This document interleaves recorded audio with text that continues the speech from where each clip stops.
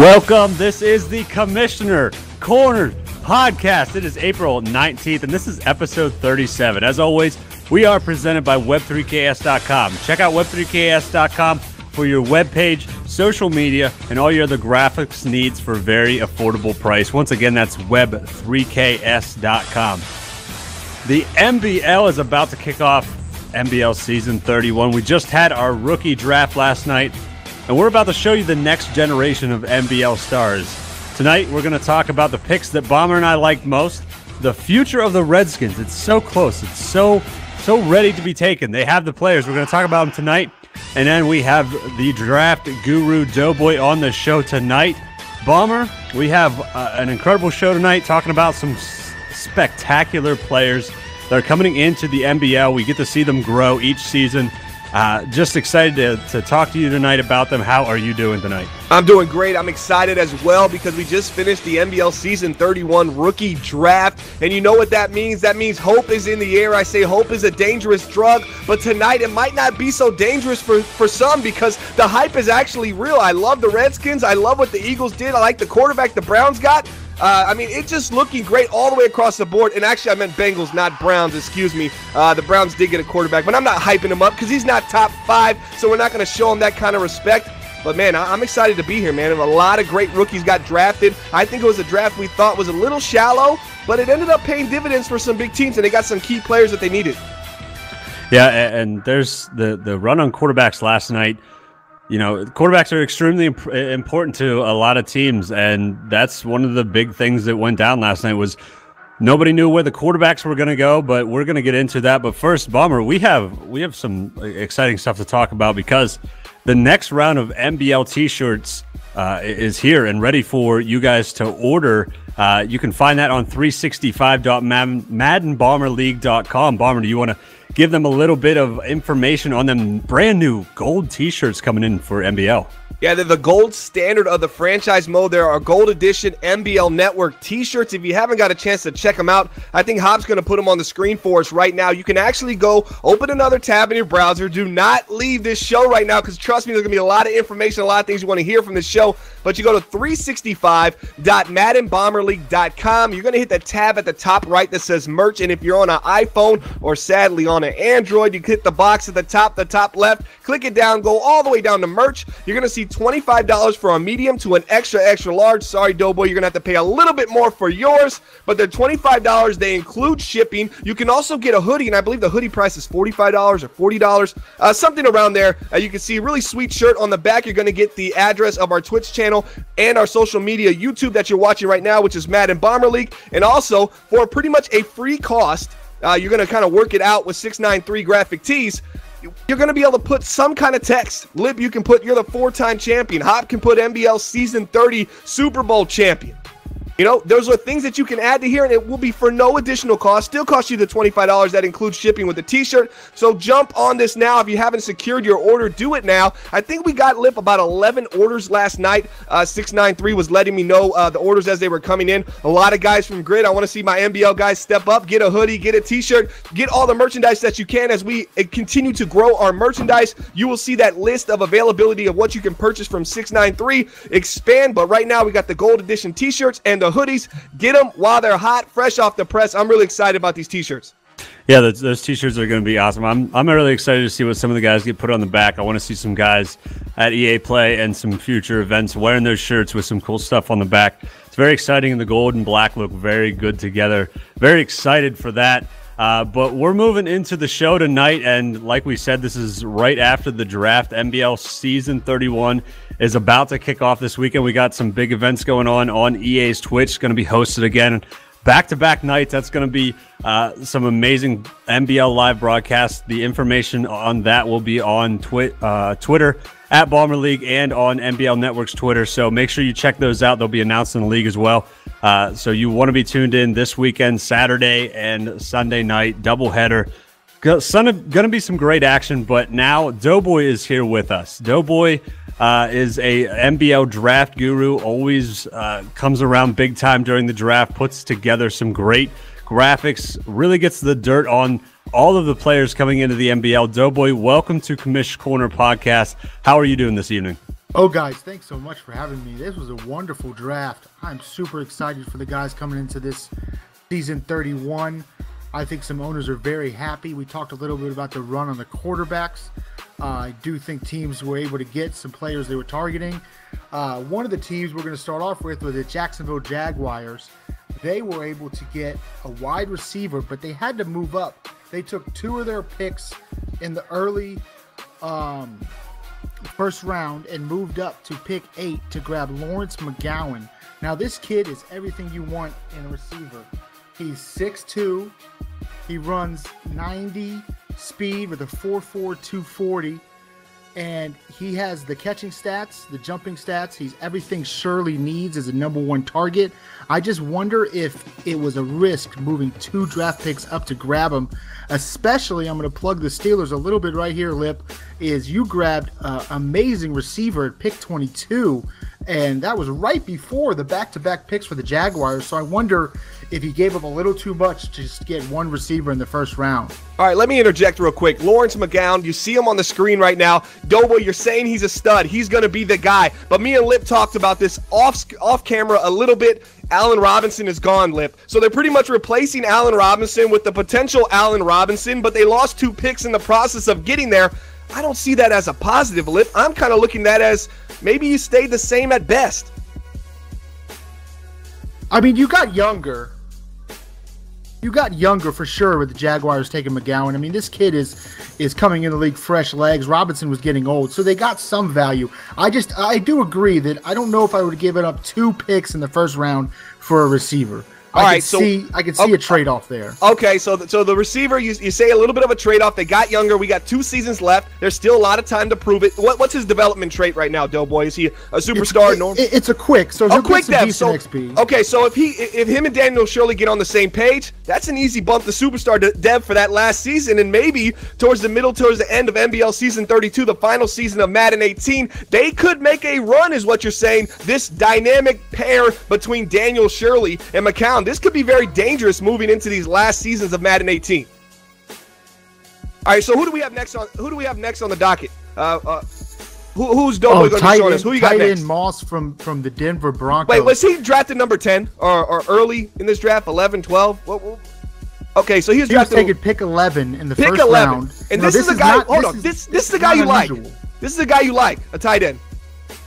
At 11. I like a tight end.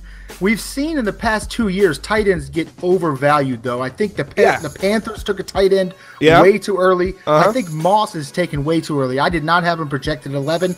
I took a tight end at pick 28 that I think is going to be really good to develop. But Moss has the speed that everyone wants. He ran the combine out of the classroom, and that's what took him to pick 11.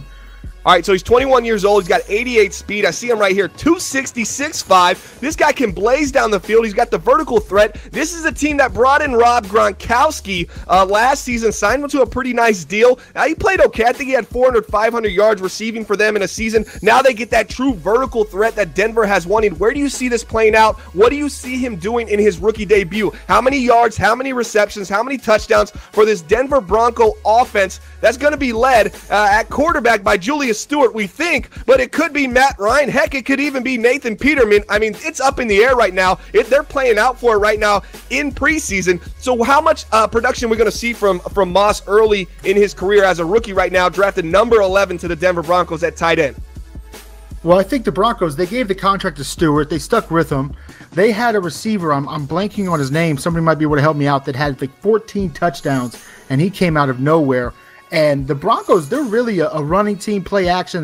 They like their offensive line. I think Moss is safe for 6 touchdowns, 800 yards, maybe 45, 50 receptions. I think his speed is going to break away some big plays on the play action. If they can get him underneath and fake out a run and get the linebackers to bite, I mean, he's gone. 88 speed, 87 accelerate, 6'5". Moss is a good tight end. Again, I don't disagree. I think 11 is way too high for a tight end. I don't think tight ends in the top 15 are worth the value. But then again, we've seen a bunch of teams jump at him. Okay, so Bennett Edabilly is the guy you're talking about for 15 touchdowns. This guy, the 5'8", buck 81, you say he came out of nowhere, and he absolutely did. He had 53 catches, 1,100 yards, and 15 touchdowns. This little guy was getting it done. But they also added a big guy to this realm of wide receivers as well. Darian Montgomery, the former Tennessee Titan, the guy that struggled to reach 1,000 yards in a season with the Tennessee Titans. They decided to let him go. His career totals are 900, 700, 600, and 800. Has yet to hit 10-plus touchdowns in a season, but he's got all kinds of potential, Doughboy, and now he's paired with this vertical deep threat Moss at tight end, who they drafted number 11. I think this team might be getting a little bit vertical this season. I think you said it right. They've always been known for that power run, but now it might be time to mix in that play action and see what they can get deep down the field. Now that I look at this roster and how much it was revamped in the offseason, I'm kind of liking this tight end pick at 11, Doughboy. Yes, I like the tight end pick, but let me just interject one thing. Montgomery is a monster. If the Titans didn't keep throwing touchdowns to the corners and safeties, Montgomery probably would have broke 1,000 yards. Oh, I know if he was with the Steelers or the Lions, he'd be easy for 1,512 touchdowns. Shots being fired at Marcus Mariota, the former Tennessee Titan quarterback. All right, Lip's back. Lip, we're just moving along. We just talked about Moss. Who do you have next up, Doughboy? That was in your top 4. What is this, your best picks, your top picks from the first round? Yeah, I think these teams did really good drafts. The next team is the Arizona Cardinals, and I've been bad on JY, but he had a great first round. He had back-to-back picks, which is everyone's fantasy. You know, you get to pick one player and then get whoever you want behind him. He took Rashad Sweeting out of Miami, solid middle linebacker, a little undersized, but he makes up for it in heart. Ran a 4.66, 29 reps on the bench press. He's going to be all over the field.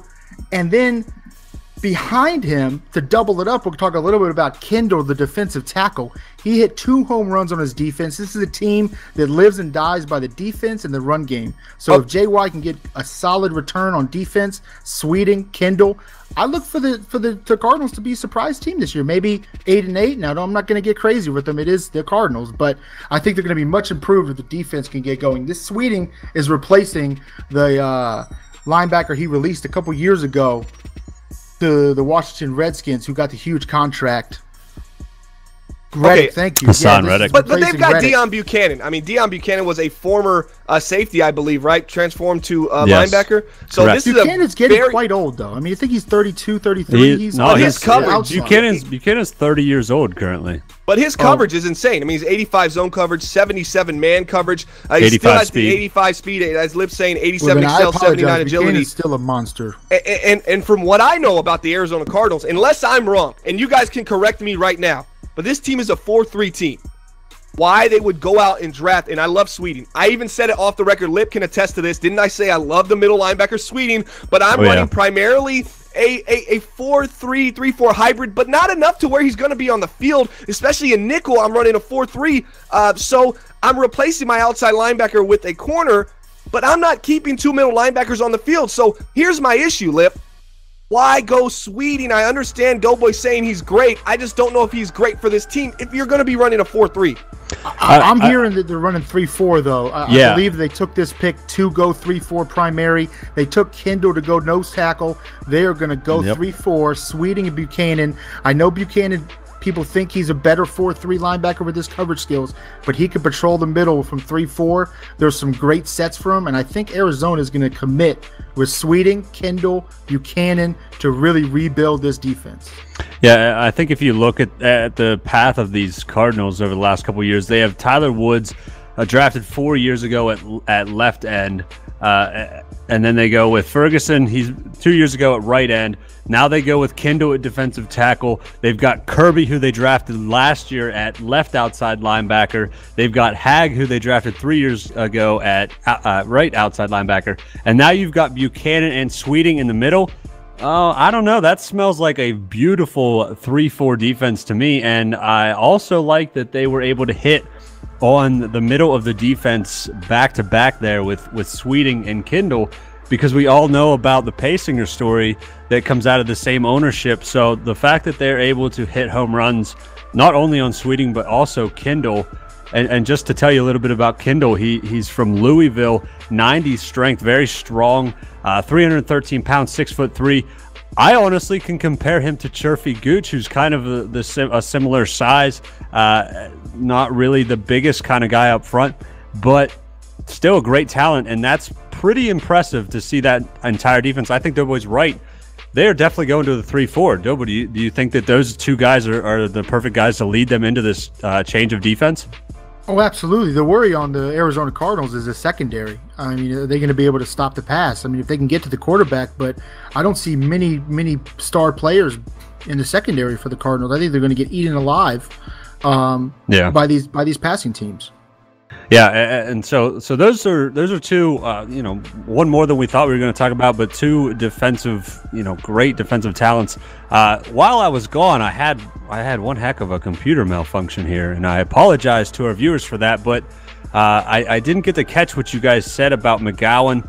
I just wanted to say that I think it's going to be an interesting transition as the Jaguars let Allen Robinson go. He moves on to the Seattle Seahawks. It's going to be interesting to see how McGowan fits in there with Daniel Shirley, and I'm wondering if they have a game or two hiccup in there that puts them at maybe 8 or 9 wins and keeps them out of the playoffs. But next year that will be an amazing thing to see. But I'm interested to see how that plays out down the line. But moving along here, we're going to go and look at the 49ers outside linebacker Kent Warmack, and the guy has war in his last name for a reason, because I think he's going to be on one heck of a warpath, destroying opposing teams, because this guy is fast and he is very large, 250 pounds at 6'3", an 84 speed, superstar development, bomber. What do you think that this does for the 49ers? That that they're building, they're trying to get there, they have so much talent on offense. Now you see them to start to go on defense. What do you think Kent Warmack brings to the defense of the 49ers in a division that's very winnable? Well, they're calling him Kent Warpath, because this guy's going to be on a warpath in his career early on. They're going to be fighting for this West. And this is a team that jumped out very nicely just a couple seasons ago. They started off, what were they, 8-0, 9-0 lip. We were all behind Arsenio Sapp. We thought this guy was the real deal. I still think he's good. A little bit of a sophomore slump in his second season, still battling some injuries back and forth. But I believe on the defensive side of the ball is when they wanted to secure themselves a stud, and they did it at the number 2 pick. They decided to go ahead and bring in Kent Warpath. It says Warmack on the screen, but I'm calling him Kent Warpath because he's going to be on a warpath to the quarterback, to the running back, to the offensive line. He's going to be bringing destruction everywhere he goes. He's got the quickness, he has the speed, he has the strength, he's got the block shed. All he's got to get up is, well, I think his hit power is already 91 right now, I believe. All he's got to get up is that pursuit. He gets that pursuit up to 90 on the attributes. You're going to be looking at a guy that's going to make Russell Wilson's life a living you-know-what, and I'm really excited about it. I think we see a lot of changes in the West. We're seeing good things from the Cardinals, good things from the Niners, and the Rams. They improved so much last season. They got it in the bag. If you know what that means, shout out to my Rams over there. Serp doing a great job building that team. I think this division just got wide open with this draft pick. Yeah, he looks like a star. Doughboy, what do you think about Kent Warmack? We've seen the destruction from the outside linebacker position in Enunwa in Tennessee. Do you think that Kent Warmack can be on that same path and be in the talks of Defensive Player of the Year and possibly, defensive MVP somewhere down the line? Absolutely. I was talking to the owner October, and I know his game plan for Warmack. He knew that he was the best defensive player, development-wise, Heisman winner, like you guys already talked about. Hit power, check. Block shedding, check. Speed, acceleration, tackle, pursuit, he can get up. The one area that concerned the coaches brought him in, they said immediately they're going to work on his pass rushing moves. This kid was an athletic freak in college. He needs to learn how to do the NBL pass rushes, swim moves, bull rushes. His power move, finesse moves need to be worked on. The X button. Well, maybe you can give him a call. They are going to develop that. And Tack McKinley knows he's going to blow past techniques. He's going to blow past the offensive line in the NFC. I see him getting at least 12 sacks rookie year, right, maybe more. I got a follow-up question, Doughboy, to this, though. Okay, so Warmack, here's the issue. Do you stand him up? Do you put him on the line? Do you want him standing up on the line? Where was he dominant at when he was in college? Where would you see him at fitting into this San Francisco 49ers defense? And how much of that are we going to see him in a down position on the defensive line? Is that some place that you think he can be effective in the NBL? Or is he just going to be a stand-up outside linebacker? I think right now his best is in nickel packages, blitzing from the outside so he can try to blow past the tackle. I think that once he develops a little bit more of a power rush move, they can move him into maybe the 2-4-5 sets where he gets in, 3-4 sets where he's on the ground going. But he needs to get a head start. He needs to get his athleticism to blow past the outside right now.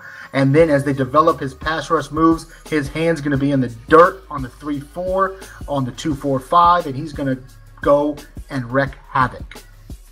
Yeah, and that's a great pick for the 49ers. We have seen them develop Babers and Swan on the offensive side, and now it's time to see them develop this war machine on the defensive side. So that's exciting for the 49ers because we know that division is becoming more and more open. I wouldn't say open, but each team is getting significantly better between the 49ers and the Rams. The Seahawks are crumbling. So we're going to see a path of destruction here, and it's going to end up 49ers and Rams meeting somewhere down the line. It's very exciting to see, but we're going to move on to a guy that we're going to move on to two guys that we thought were some pretty special talents out of this draft, and two guys that can really change the direction of their team that they were selected on. And the first guy that we're going with is another defensive tackle. 6'2", 293 pounds out of Georgia, and that's Lucas BELLISARI. I do believe that this guy can be have a dominating impact because he is next to a guy named Copeland in Baltimore that 2 seasons ago had 23 sacks, and I think that the pass rush was a major focus for these Ravens because they saw Copeland and the talent he is get 23 sacks 2 seasons ago, that they wanted to bring in another guy that the offensive line has to pay attention to, and that is Lucas BELLISARI, and that is going to be a major focus of offensive line. So now Copeland and BELLISARI can really work together and be a dominating pass rush, and that's going to be exciting to watch because they play a good defensive style, and BELLISARI and Copeland are going to be tough to deal with as an offensive line. So, Doughboy, what do you think of BELLISARI? Do you think that he is a pacing or defensive tackle, or do you think that he really is one of the legitimate defensive tackles that we've seen? I don't know if I would have took a defensive tackle that early. Those guys are usually able to fall back further. Now, I think BELLISARI is going to get after the quarterback. He has the speed, 73 speed, 77 excel, 90 strength, good block shedding, good power moves to start.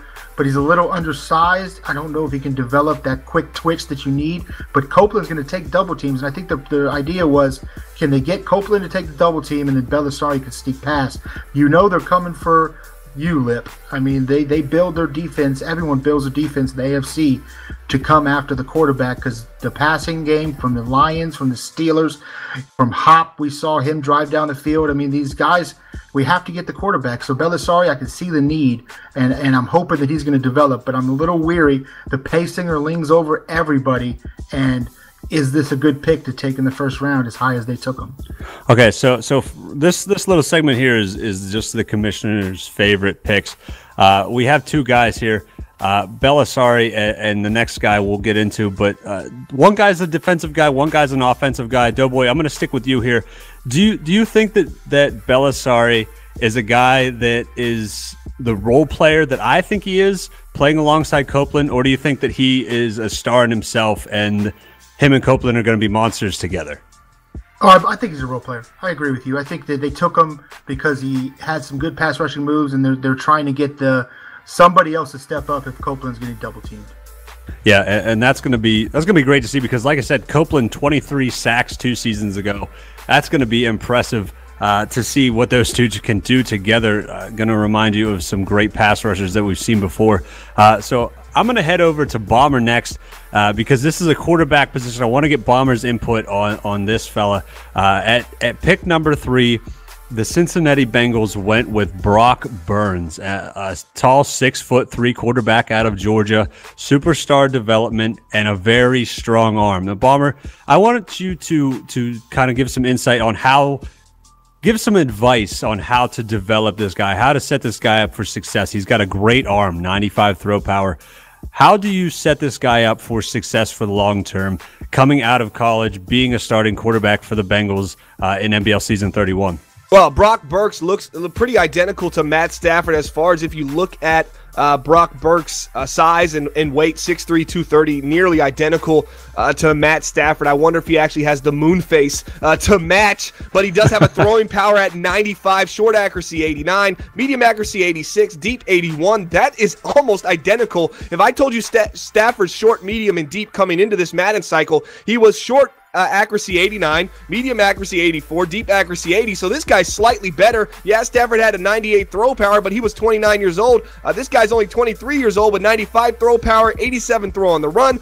Play action 72. I'd like to see that get up a little bit more because I think that they're going to need to utilize that running attack, or at least have a facade that they can run the ball with Joe Mixon just a little bit and Bubba Paul. Let's see what they can do running the ball, and I think that's really going to help this rookie as you try to develop him. Don't come out there and try to sling the ball really heavy in the first couple games. Let the running attack get going, and then see what your quarterback has, because you want the defense to have to worry about the run, so they're playing a balanced defense, and they can't just key in on this rookie quarterback. But I think there's a bright future for Brock Burks. This kid looks like he's going to be the real deal. When I saw 95 throw power with that kind of accuracy, man, he can really get it done. And I know John Ross is over there licking his chops saying, man, as fast as I am, as quick as I can get down the field, this guy can really deliver the ball, and he can make all the throws. They're really excited in Cincinnati. Yeah, and that's pretty impressive there for Burks to be drawing that comparison from the man bomber to Matthew Stafford. That strong arm, those accuracies, and really kind of laying out a little bit of a roadmap there for a young quarterback. So I really hope that Burks does well, because I think that he's a phenomenal talent. I personally think that he might be the second best quarterback that I've seen come out of a draft. And the first would be Baggs. Baggs was incredibly accurate coming into the NBL, and I think Burks is right there, just under Baggs. So I think that's going to be exciting to see. Hopefully that they follow a nice path to get him developed into that role as the Cincinnati Bengals quarterback. But now we're going to move on to a topic that I think a lot of people want to talk about, and that is the Washington Redskins. Now, we picked this, me and Hop and I discussed, we picked this topic because it was exciting to see the Redskins draft two great talents. I know Doughboy has his reasons to also want to talk about these two players, but and also Bomber is always pulling for those Redskins. I think that they just had a preseason game last night, so maybe we'll get a little bit of info on that. But yeah, they lost. Of course, but they yeah, guys, if you got any questions, let me cut Lip off real quick. If you got any questions, please start putting them into the chat now. We will answer them in the Crossfire segment. They can be about rookies, veterans, old people, retired people, whatever you want to talk about in our Madden 18 connected franchise mode. Any person of any time, any history in the NBL, put them in right now. We'll answer them on the Crossfire. I know you got one for us, Deca. I absolutely understand. You're probably asking 2 or 3 right now about your team. You're not going to like the answer, but I want to hear the question, so make sure you put them in the chat right now. Hop will get to them. All right, Lip, let's continue on the path we were at, or the war path we were at. I kind of like that phrase right now. Oh, the warpath makes a comeback. So anyway, the Washington Redskins pick up a player on offense and defense. On offense, they go with wide receiver Anthony Woodard, and on defense, they go with linebacker Orleans Blake, and they are both phenomenal talents. It's very exciting to see. Doughboy, I'm going to go to you first, and I want to talk about Orleans Blake. They drafted him 12 overall. He's quick development with 83 speed, kind of a war like that linebacker out of from San Francisco. Very similar, but a little bit taller, a little bit bigger. Similar speed. Do you think that this is going to give that defense the ability to rush the passer, or to rush the the quarterbacks in that division, and really give the Redskins a step up and put them in position to win the NFC East? Yeah, I think Orleans Blake, he gave War Mac a run for his money as the best outside linebacker. I mean, this guy has cover 2 skills from a 3-4 pass rusher. That's every owner's dream. He's going to be amazing. They're going to pair him with Reddick, Blake on the outside. And I think he's going to come. He's going to get quality coverage skills. He's going to get some interceptions. He's going to get some sacks. He's going to be exactly what the Redskins need. Now, I do have to mention the other player they took, I believe in the 3rd round. It made them question everything they believe on defense. I want to speak about not the defensive end. This is a 3-4 team. He's been 3-4 for as long as I know. He's going to have to mix in some 4-3 with this guy. I actually think Knott is the better pick than Blake. This defensive end is 87 speed, 90 excel, and I know from talking with Porter that he didn't even know what to do with this guy. He doesn't know he's building a defense around him. So Blake, while how great he is as an outside linebacker, I think he's more excited to game plan for Knott. And I do have to mention, we said he picked 2 great players. He got a guard in Samuels as well, who's going to be great on offensive line. I have Redskins having the best draft out of anybody for season 31. I know Bomber's going to have something to say. I think this is the year for Porter. I think this is the year. Well, looking back at this linebacker, Blake, you look at the passing defense for the Redskins last year, not a great passing defense, so hopefully Blake can come in and be a pass rusher and turn that defense into a division-winning defense and a playoff run defense. Their other pick 15, they also had 2 picks in the 1st round.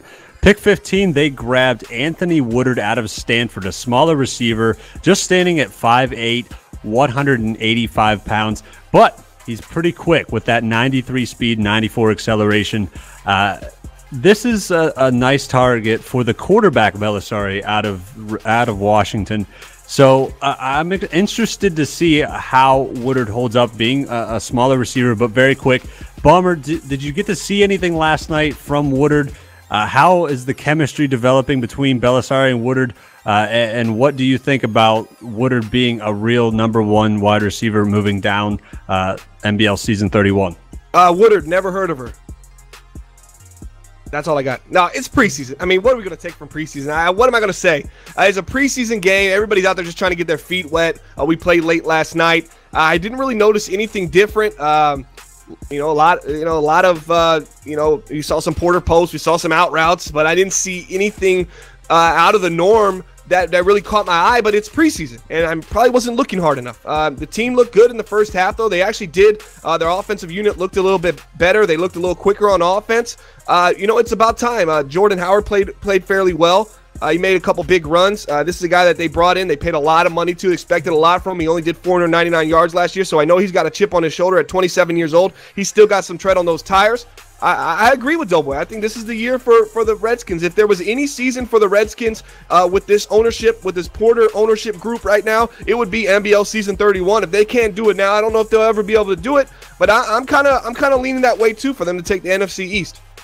Yeah, it's exciting because the Redskins have been hyped up to win that division so many seasons, and they've had some great appearances on NBL Live. Good and bad for them, but still great for the league. So it's going to be exciting, and I'm excited to see how these players, Doughboy kind of talked about, they have more than 2 players who were very good in this draft. So it's going to be exciting to watch them develop and see if the Redskins can be the contender out of the NFC East. And I'm excited because, Porter puts a lot of effort into that preseason to get, the really best look that he can out of his players.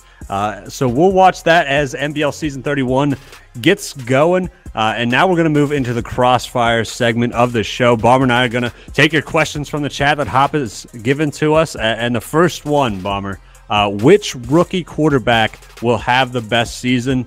And for me, this guy has a great story from before the draft all the way up. So I think he has to do good, and that's Joe Watson from Cleveland.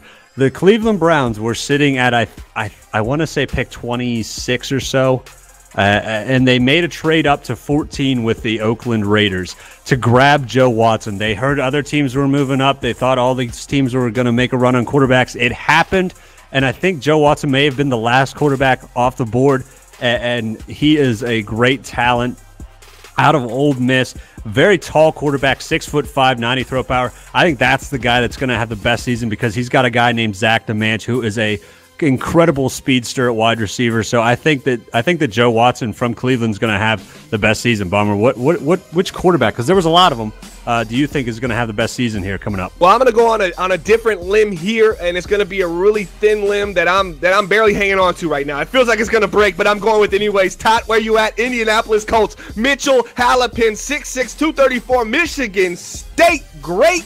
I think this kid's going to go off. He's got 92 throw power, 90 short, 79 medium, 71 deep. And if you know one thing about Todd, he played with Joshua Dobbs. So he's going to start this kid. And I think this kid's got an opportunity to sling the ball down the field and make some big plays for the Colts. You know, the Indianapolis Colts cross routes, you're going to see a lot of them. They're going to be driving the ball down the field. I'm excited for Todd. I think Halapin's going to be a little bit of a sleeper, and I think he comes away with the most yards out of any rookie in this draft. I'll put everything on. I'm putting everything on it. I think Browns quarterback gets hurt. Oh, what other questions we got? What do we got next? That's going to be tough. NBL Live schedules is going to be coming out. We're not exactly sure who's going to be on that schedule. It should be released in the next couple of days, but the chat wants to know who are we looking forward to seeing on NBL Live this week or this season. And honestly, I think that it's definitely. I mean, it's too early to tell which teams are going to be hot at which point, but I think that it's going to be somebody. It's going to be a divisional game. I think those are always the best games. You could look at Sunny and Unisolated. You could probably look at either Bomber and Hot, me and Star, or you could also a matchup that I really want to see is I want to see the 49ers and the Rams. I think that could be a good matchup at some point, but I think it's going to come from the division. I'm not sure which one because there's a lot of rivalries in the NBL. Bomber, you think something similar like that? Actually, I'm just going to pick some teams I'm interested in seeing this year. I want to see if the Raiders are going to bounce back. I want to see if the Chiefs can maintain the strides they've been making and see if they're going to be the real deal. I'm kind of looking at these mid-tier teams to see if they're going to step up. The Washington Redskins. I want to see if the Eagles have a pulse. Are they still dead over there? Is this a team that actually is going to try to make some kind of stride and compete? I want to see Playa over there in the Tampa Bay Buccaneers, the draft guru. He's been doing so great drafting. Let's see him put it on the field and make it happen. There's a couple teams I want to see across the board in those Giants. I'm not sleeping on these Giants yet. The way that they played against the New Orleans Saints in the NBL Season 30 wild card round, that was impressive to me. So I'm thinking, man, Giants, Redskins might be a really, really nice matchup. I'm interested in seeing if you want to talk divisions, but that's where I'm at right now. I like Raiders, Chiefs. I like Giants, Redskins. Those are teams I'm looking forward to seeing right now. I want to see how the Colts are going to play. I'm a fan of pretty much everybody, as you can tell. I'm going down the list. And that AFC East, I like all those teams. I actually want to see the Dolphins come out and make a run and win this division once. I think if they do that, probably be the most parity we've ever had in a division in one cycle in the NBL. So a lot of exciting things here on NBL Season 31, but that's where I'm at with that question. What do we have next now for Crossfire? Yeah, and like you said last night on the draft, 5 different champions in 5 seasons. That's pretty incredible for the NBL right now. Moving on, Doughboy, who do you think is the late round steal of this draft? Who is the best player taken at the latest point in the draft that is going to make a huge impact on a team in NBL Season 31? So I want to talk about the Carolina Panthers for a moment. This is a team that didn't have the first round pick, and they made the best out of it. They, in the 3rd round, took Russ Tarpley, offensive guard, and they struggled with the pass rush. I know firsthand they could not stop anybody. It was free reign on the quarterback, so they went back-to-back. In the 2nd round, they took a star in Gas Person, 88 strength, 83 run block, 82 pass block, 88 impact block, and then went back in the 3rd round and snagged Russ Tarpley, 81 run block, 85 pass block, 88 impact block. And I think those 2 offensive guards are going to drastically improve this Carolina Panthers team. They were horrendous last year. They couldn't get anything going. And I think this year, if they get a little bit of time, that quarterback starts getting a little more comfortable. This is his 2nd full season in the NBL. And I think Fila is going to have a surprise season with a better offensive line. So I got Russ Tarpley in the 3rd round being the best player taken. Yeah, and Russ Tarpley is a very good star development player. And just to wrap up the show here, I wanted to go over, there was only 8 star development players from the draft last night. We talked about a bunch of them. We talked about Brock Burks. We've talked about Kent Warmack, Russ Tarpley, Lucas Bellisari. Wes Schroeder was a quarterback out of Philadelphia. Drake Christian out of Pittsburgh was touched on a little bit, and Elias Pathan from Houston. Those were the star development guys from the draft last night. All guys looking to make a huge impact on their team. Here for episode 37 of the Commissioner Corner podcast, NBL Season 31 is kicking off this weekend. It's going to be a huge season for us. We're always looking to push the limits, add some great stuff. We've got a lot of hands working around the league. Doughboy, I want to thank you for coming on the Commissioner Corner podcast this week, telling us about what you think about all these great stars coming into the NBL. For Bomber, myself, and Doughboy, thank you guys for tuning in, and we will see you again on the next episode.